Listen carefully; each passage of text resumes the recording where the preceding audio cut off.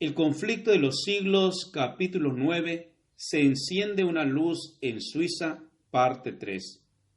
Pero por más que al principio fuera su obra acogida con entusiasmo, vino al fin la oposición. Los frailes se propusieron estorbar su obra y condenar sus enseñanzas. Muchos le atacaron con burlas y sátiras. Otros le lanzaron insolencias y amenazas. Empero Zwinglio todo lo soportaba con paciencia, diciendo: si queremos convertir a Jesucristo a los malos, es menester cerrar los ojos a muchas cosas. Por aquel tiempo, un nuevo agente vino a dar impulso a la obra de la Reforma. Un amigo de ésta mandó a Zúrich a un tal Luciano, que llevaba consigo varios de los escritos de Lutero. Este amigo, residente en Basilea, había pensado que la venta de estos libros serían un poderoso auxiliar para la difusión de la luz. Averiguad, dijo a Zwinglio en una carta, si Luciano posee bastante prudencia y habilidad. Si así es, mandadle de villa en villa, de lugar en lugar, y aún de casa en casa entre los suizos, con los escritos de Lutero, y en particular con la exposición de la oración dominical escrita para los seglares. Cuanto más conocidos sean, tanto más compradores hallarán. De este modo se esparcieron los rayos de luz. Cuando Dios se dispone a quebrantar las cadenas de la ignorancia y de la superstición, es cuando Satanás trabaja con mayor esfuerzo para sujetar a los hombres en las tinieblas y para apretar aún más las ataduras que los tienen sujetos. A medida que se levantaban en diferentes partes del país hombres que presentaban al pueblo el perdón y la justificación por medio de la sangre de Cristo, Roma procedía con nueva energía a abrir su comercio por toda la cristiandad, ofreciendo el perdón a cambio de dinero.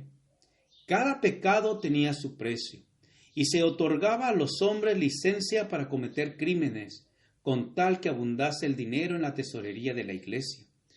De modo que seguían adelante los dos movimientos, uno que ofrecía el perdón de los pecados por dinero y el otro que lo ofrecía por medio de Cristo. Roma, que estaba licenciada para pecar, haciendo de estos un recurso para acrecentar sus rentas, y los reformadores que condenaban el pecado y señalaban a Cristo como propiciación y redentor. En Alemania la venta de indulgencias había sido encomendada a los dominicos y era dirigida por el infame Tetzel. En Suiza el tráfico fue puesto en manos de los franciscanos, bajo la dirección de un fraile italiano llamado Samson. Había prestado ya buenos servicios a la Iglesia y reunido en Suiza y Alemania grandes cantidades para el tesoro del Papa. Cruzaba entonces a Suiza, atrayendo a grandes multitudes, despojando a los pobres campesinos de sus escasas ganancias y obteniendo ricas ofrendas entre los ricos. Pero la influencia de la Reforma hacía disminuir el tráfico de las indulgencias, aunque sin detenerlo del todo. Todavía estaba Zwinglio en Einsiedeln cuando Samson se presentó con su mercadería en una población vecina. Enterándose de su misión, el reformador trató inmediatamente de oponérsele. No se encontraron frente a frente, pero fue tan completo el éxito de Zwinglio al exponer las pretensiones del fraile, que éste se vio obligado a dejar aquel lugar y tomar otro rumbo. En Zúrich predicó Zwinglio con ardor contra estos monjes traficantes en perdón, y cuando Samson se acercó a dicha ciudad, le salió al encuentro un mensajero enviado por el consejo para ordenarle que no entrara. No obstante, logró al fin introducirse por estratagema, pero a poco le despidieron sin que hubiese vendido ni un solo perdón, y no tardó en abandonar a Suiza. Un fuerte impulso recibió la Reforma con la aparición de la peste o gran mortandad, que azotó a Suiza en el año de 1519. al verse los hombres cara a cara con la muerte, se convencían de cuán vanos e inútiles eran los perdones que habían comprado poco antes, y ansiaban tener un fundamento más seguro sobre el cual basar su fe. Zwinglio se contagió en Zúrich y se agravó de tal modo que se perdió toda esperanza de salvarle, y circuló por muchos lugares el rumor de que había muerto.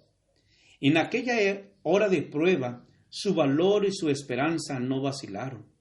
Miraba con los ojos de la fe hacia la cruz del Calvario y confió con la propiciación absoluta allí alcanzada para perdón de los pecados. Cuando volvió a la vida después de haberse visto a las puertas del sepulcro, se dispuso a predicar el Evangelio con más fervor que nunca antes, y sus palabras iban revestidas de nuevo poder. El pueblo dio la bienvenida con regocijo a su amado pastor que volvía de los umbrales de la muerte. Ellos mismos habían tenido que atender a enfermos y moribundos y reconocían mejor que antes el valor del Evangelio. Zwinglio había alcanzado ya un conocimiento más claro de las verdades de éste y experimentaba mejor en sí mismo su poder regenerador. La caída del hombre y el plan de redención eran los temas en los cuales se espaciaba. En Adán, decía él, todos somos muertos, hundidos en corrupción y en condenación. Pero Jesucristo nos ha dado una redención que no tiene fin. Su muerte aplaca continuamente la justicia divina en favor de todos aquellos que se acogen a aquel sacrificio con fe firme e inconmovible, y explican que el hombre no podía disfrutar de la gracia de Cristo si seguía en el pecado. Donde se cree en Dios, allí está Dios, y donde está Dios, existe un celo que induce a obrar bien.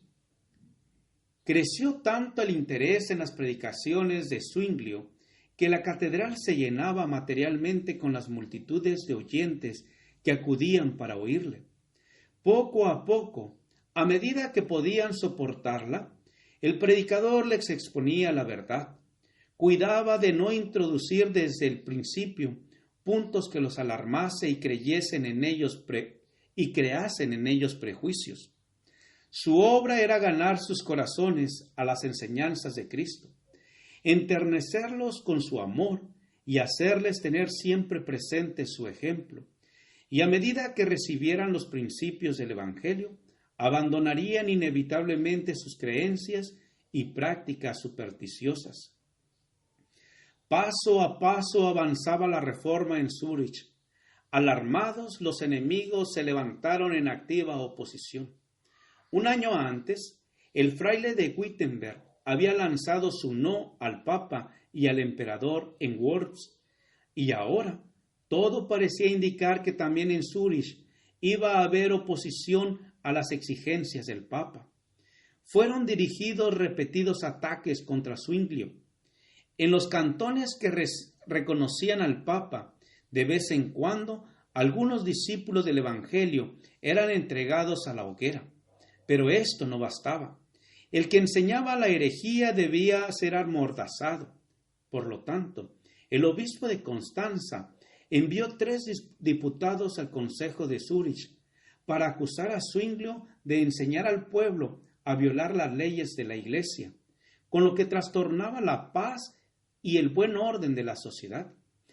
Insistía él en que si se menospreciaba la suprema autoridad de la Iglesia, vendría como consecuencia una anarquía general. Zwinglio replicó que por 4 años había estado predicando el Evangelio en Zúrich y que la ciudad estaba más tranquila que cualquier otra ciudad de la Confederación. Preguntó, ¿no es tanto el cristianismo la mejor salvaguardia para la seguridad general? Gracias por escuchar este audio. Te invito a escuchar el siguiente capítulo. Jehová te bendiga y te guarde. Jehová haga resplandecer su rostro sobre ti y tenga de ti misericordia. Jehová alce sobre ti su rostro y ponga en ti paz. Con aprecio, el pastor Juan Manuel Flores Espinosa.